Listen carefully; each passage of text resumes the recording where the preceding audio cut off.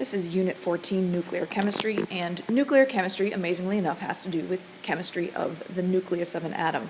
So we're not talking about the electron exchange and sharing and gaining and losing that was driving all the other chemistry that we've talked about so far this year. This is just specifically looking at changes to the nucleus. Okay, before we can start talking about nuclear chemistry and the types of changes that can happen in a nucleus, we have to review some of the notation from the beginning of the year, which is convenient because we've got a final coming up. So first of all, we need to know the notation when we look at symbols.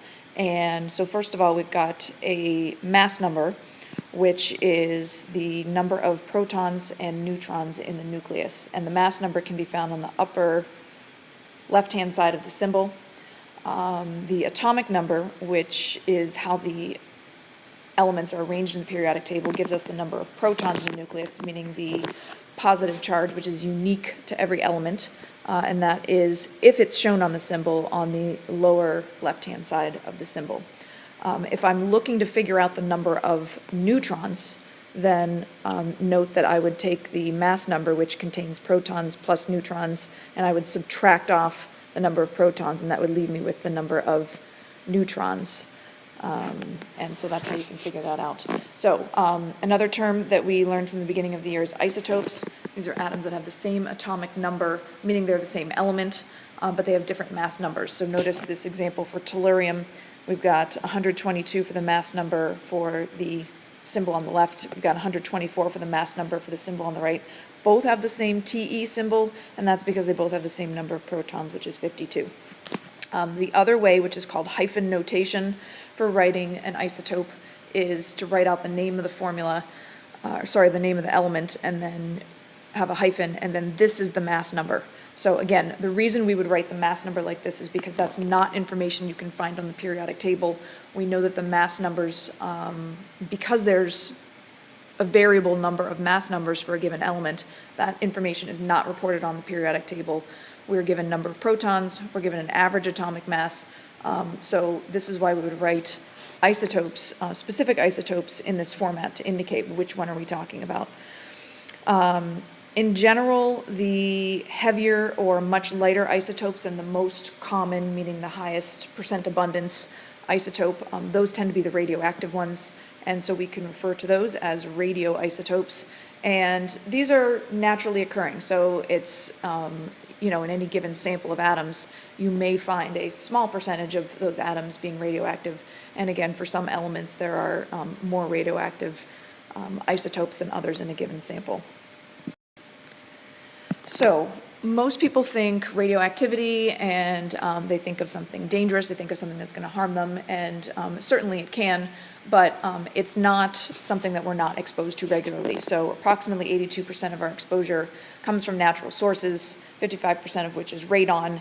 And so some people in some areas actually have radon detectors in their basement because of the fact that some naturally occurring rocks can produce radon through the decay process, which we'll talk about, and it being a very dense gas can leak into basements and so forth. Other sources include cosmic rays, and then rocks and soil, again, various elements that certain atoms might have, or certain isotopes of various elements might have might be radioactive. And we also get about 18% of our radiation exposure from synthetic sources like X-rays and nuclear medicine. Okay, so if you think about it, when we talked about the structure of an atom and the fact that we've got protons, we've got neutrons, we've got electrons, and we know that the nucleus is an extremely tiny, dense core of the protons and neutrons, and then we've got electrons outside in these large electron clouds. And it seems odd if you stop and think about it. We know that like charges repel and that opposites attract, yet we have all of these protons, all these positive protons that are jammed into this teeny tiny space. And so we need to take a look at why on Earth would, or why in space would, these protons be able to stick together when they are the same charge. And so what we have is strong nuclear force. As it turns out that this is an attractive force that actually ends up holding together the nucleus. It's felt between protons and neutrons is felt between subatomic particles and allows it to overcome the electric repulsion between protons. So again, normally two things that are positively charged would repel, but again, strong nuclear force actually overcomes this desire to repel, or this ability to repel. It's not felt in daily life, so it's not like we're going to start observing all of a sudden two positively charged things attracting each other. And it's only felt between subatomic particles because they are extremely, extremely close. Neutrons also will help, their presence will also help increase the strong force and help hold the nucleus together. So we'll notice that when we look at the content of a nucleus, when we have more and more protons, more and more neutrons will be needed to help hold them together.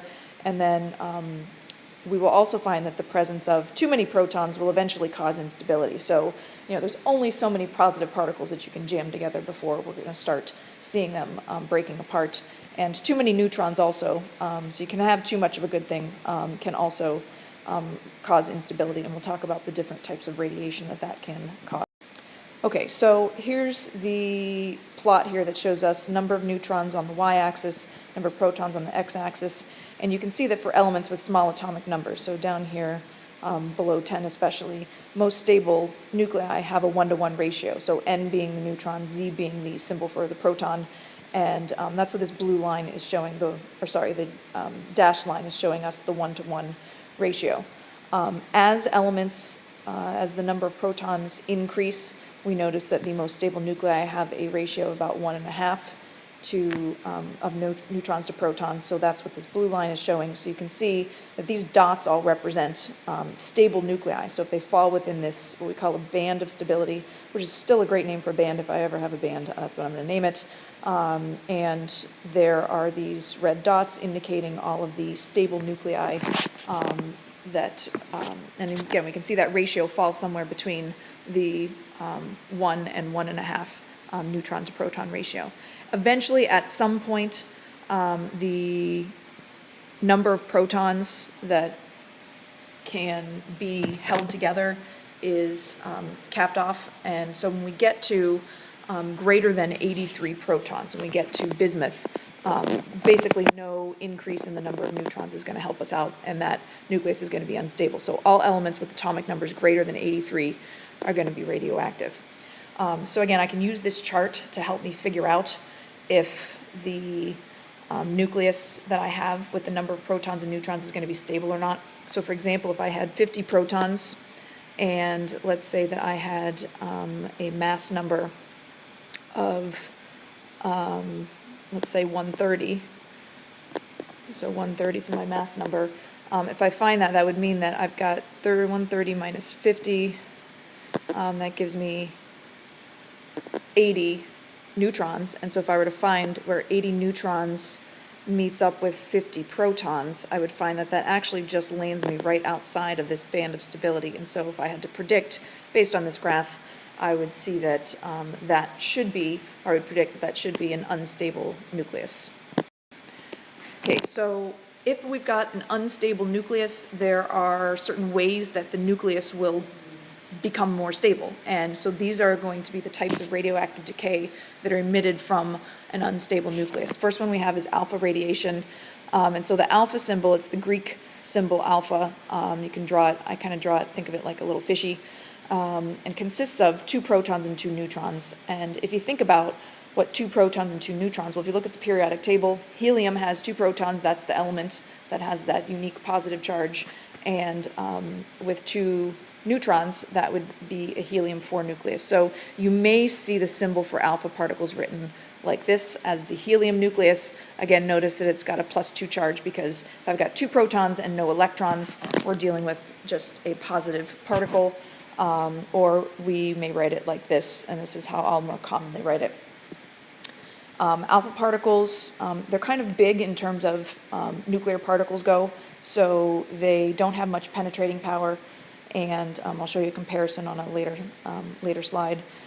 Most alpha particles, so the reason they don't have much penetrating power is they're kind of big, and as the nucleus, again, because there's too many protons, too many neutrons, it hucks out this little chunk of 2 protons and 2 neutrons, and it can only travel a few centimeters in the air, so it can be easily stopped by paper or clothing. So basically, if you have a sample of something that's emitting alpha radiation, and alpha radiation only, you don't have to be too concerned.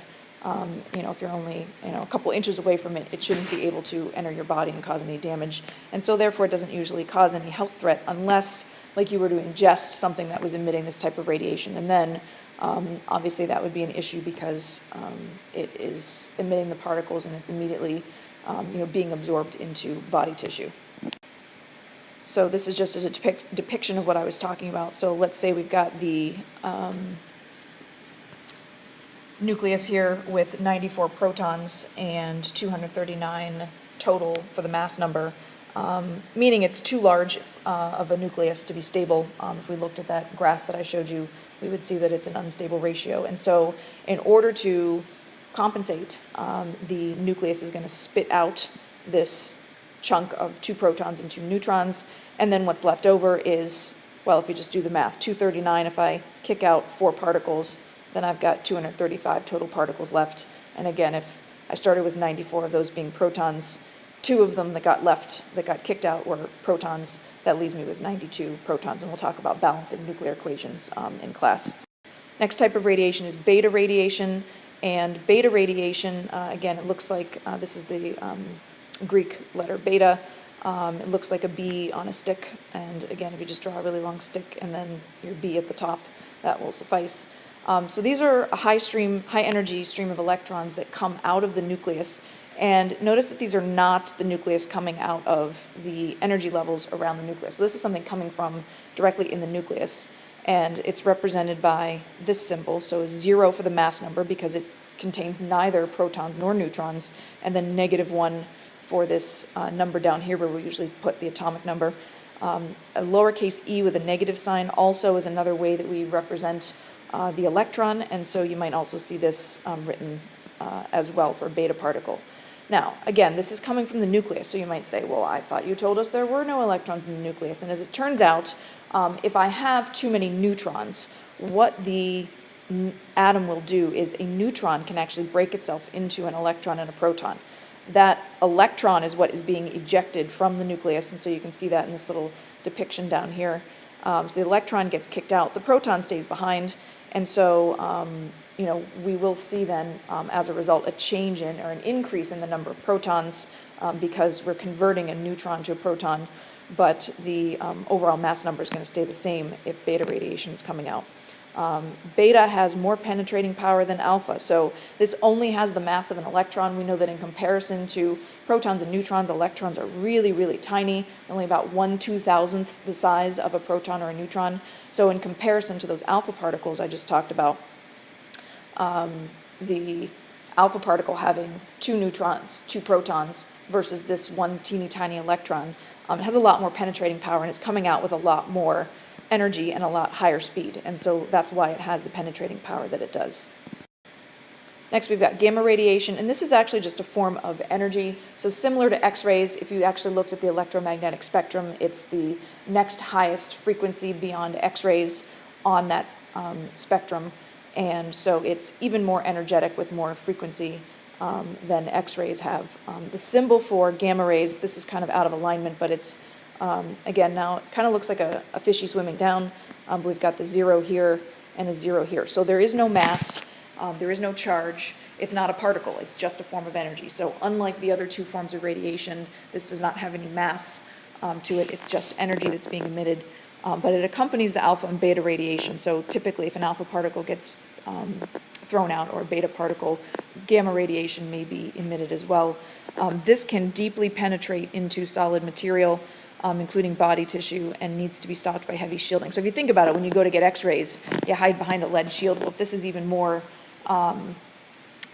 penetrating, then it would take even more thickness and density to stop gamma radiation.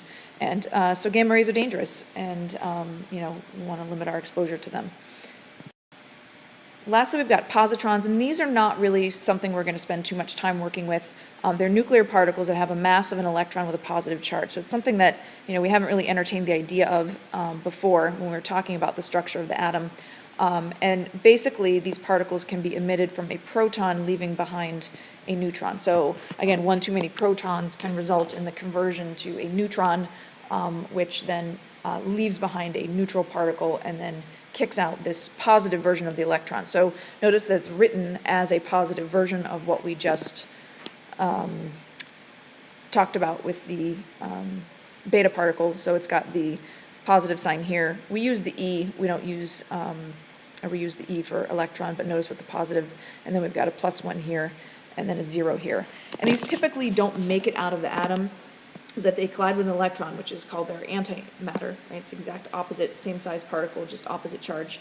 The two will form gamma radiation. So most likely, if a positron gets produced, it's going to bang into another electron and then come out as gamma radiation. So again, that's why we're not really going to see these, coming out of the nucleus, and we won't work with these too much more in the future. Okay, so again, as a final summary comparison, we've got, because of nuclear instability, so if I have either too great of a number of positive particles to hold together, or if I have a bad ratio of neutrons to protons, that's what's going to cause instability in the nucleus and therefore cause nuclear emission. So something to come out of the nucleus in an attempt for the atom to get to a stable state. And so to compare, we've got the alpha particle. Again, alpha particles contain 2 protons, 2 neutrons. So we know that each one of those particles has approximately a 1 AMU mass, and so that's why we've got this approximately 4 AMU for the mass of that particle. It would have a +2 charge if it has 2 protons that are positive, 2 neutrons, those are neutral, so those don't add to the charge. And so notice they've got the minimal penetrating power in the diagram here. Next we've got beta, which is a high-powered or high-energy electron coming out of the nucleus as a result of a neutron splitting into a proton and an electron. Again, although it does have mass, it's 1/2000th of an AMU roughly, so that's why we're saying approximately 0, but it's not 0, there's a teeny tiny little bit. Charge is -1 since it's an electron. And lastly, we've got gamma, which is a form of energy, so there is no mass, so it is 0 AMU, and then there's no charge. And again, that has the most penetrating power, and therefore is the most dangerous from the outside.